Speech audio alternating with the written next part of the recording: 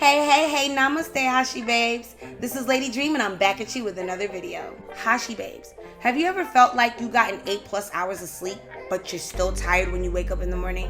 Then you go in that kitchen for a cup of joe thinking that that's going to give you energy. It doesn't. And then not only that, but those weekly calls you get from your mom just to say hello.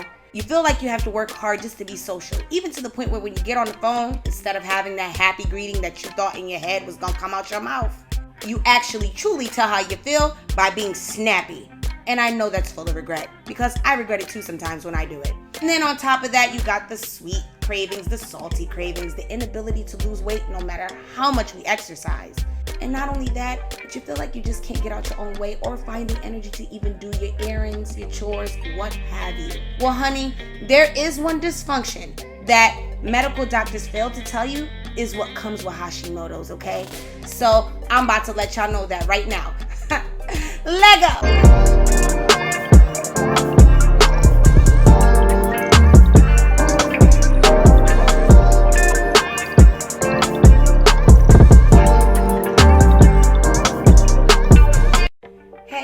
Hashi Babes, welcome back to my channel, and for those that are new here, my name is Lady Dream and this is Life After Hashimoto's. So before we get into this video, I'm gonna need y'all to follow me on Instagram at LadyDream890, and you can also like and follow the page Life After Hashimoto's on Facebook. Without further ado, let's get into this video. I don't know about you, Hashi Babes, but for me, what doctors fail to mention to me that can come with Hashimoto's is adrenal dysfunction. That's right, I said it. There is such thing as adrenal dysfunction. There is a huge myth that is within the doctor's practice or medical practice or no matter what practice you go to. There is a myth that goes around that states that with Hashimoto's, us Hashi Babes don't have adrenal dysfunction, or there's no such thing as adrenal dysfunction. Baby, let me tell you, do not let doctors lie to you and tell you that there's no such thing as adrenal dysfunction, because there is. But before I could even get into exactly what causes our adrenal dysfunction or why we get it in the first place, I gotta give you guys this scoop of what our adrenal glands are. Our adrenal glands are two small glands that sit above our kidneys, okay? And not only that, but it pumps out two hormones, which is adrenaline and cortisol. Cortisol and adrenaline is known as our stress hormones. And our stress hormones have a major impact on our body function, okay? Not only that, but they help establish stress tolerance, they tame inflammation, they regulate blood sugar and body fat, they control potassium and sodium levels. They also influence our sex drive, and it also influences our anti-aging, among all other things. When we stress, our body is supposed to pump out cortisol and adrenaline. But what happens is with us with Hashimoto's, our cortisol doesn't pump out as much as it should, which is also called low cortisol levels. Now, majority of people who have Hashimoto's have low cortisol levels, and it makes it difficult for us to not only handle stress, but mental health as well. So let's get into why we have adrenal fatigue. The reason why we get adrenal fatigue and what causes our adrenal fatigue is sleep disorders. So if you suffer from sleep apnea or insomnia or those type of sleeping disorders, that could be a cause of adrenal fatigue. What causes our adrenal fatigue the most is mental and emotional stress. When we suffer from mental and emotional stress, we pump out a lot of cortisol and a lot of adrenaline hormone. It causes a high intense and high demand of it.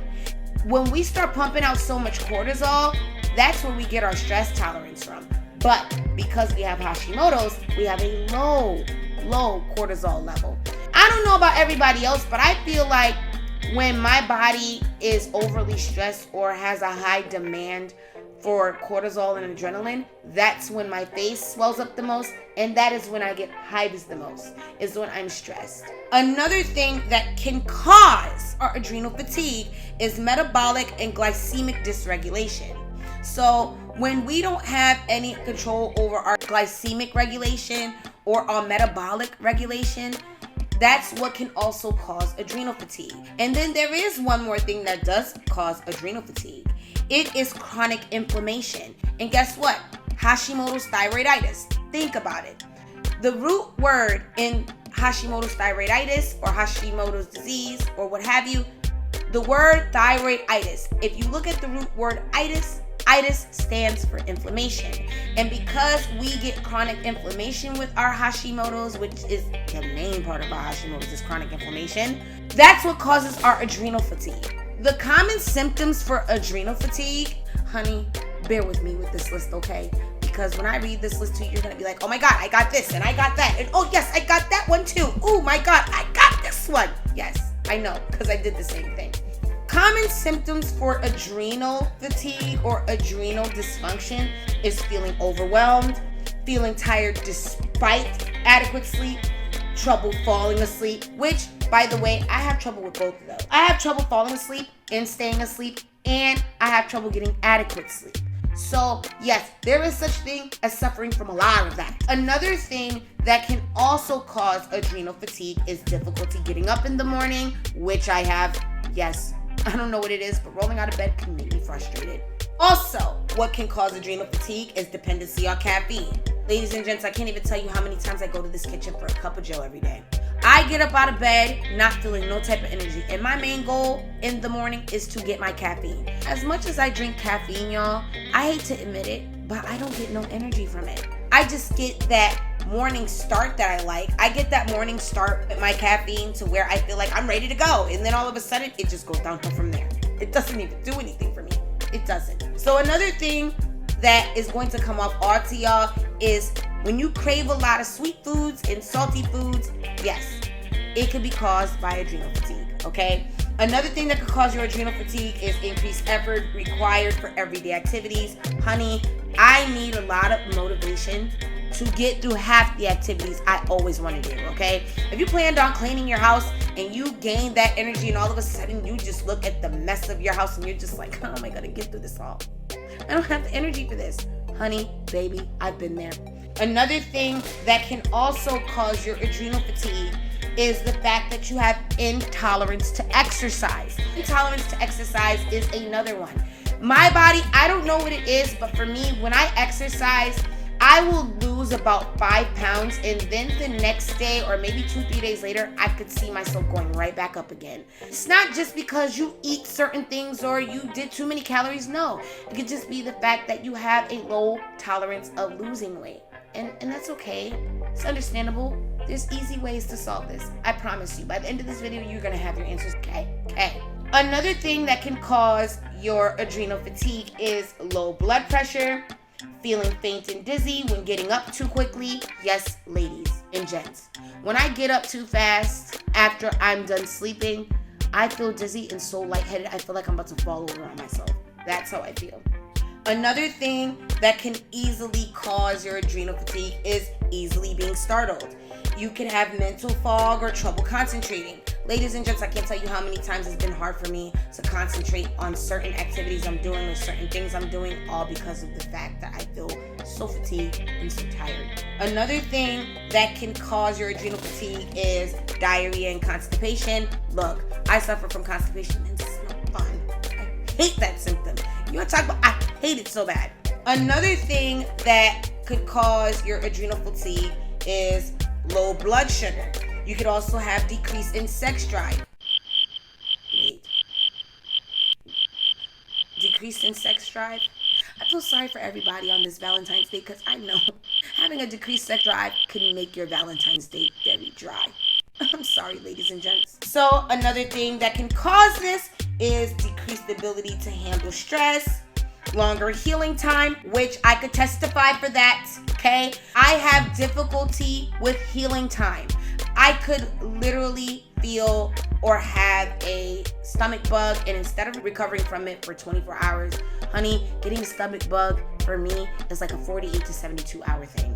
And even with big sicknesses, I noticed that instead of it being a normal, week that you feel better, you have to feel better within 2 weeks, 3 weeks. Yes, I'm one of those people that have difficult time healing, okay? Also, mild depression, less enjoyment in life, feeling worse after skipping meals, increased PMS. Ladies, I can't tell you how much my PMS has been worse with this disease. and the fact of adrenal fatigue, okay? The increased PMS is real. The moods are real with it. Not only that, but my cramps have grown worse with this, okay?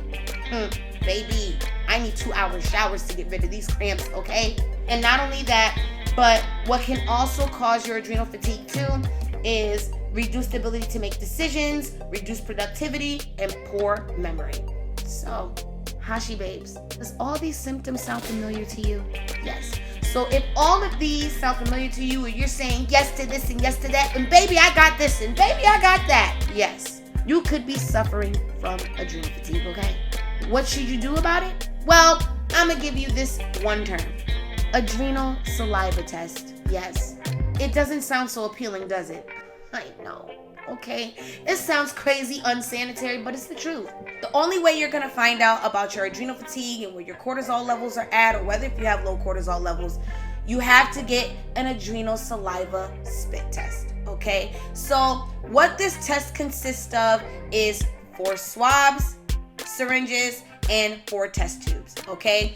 And what you're gonna do is you're gonna fast the night before, and you have to stop eating at a certain time. So I want to say maybe like about give or take 10 o'clock, you should stop eating. And you're gonna fast for 6 to 8 hours before the test.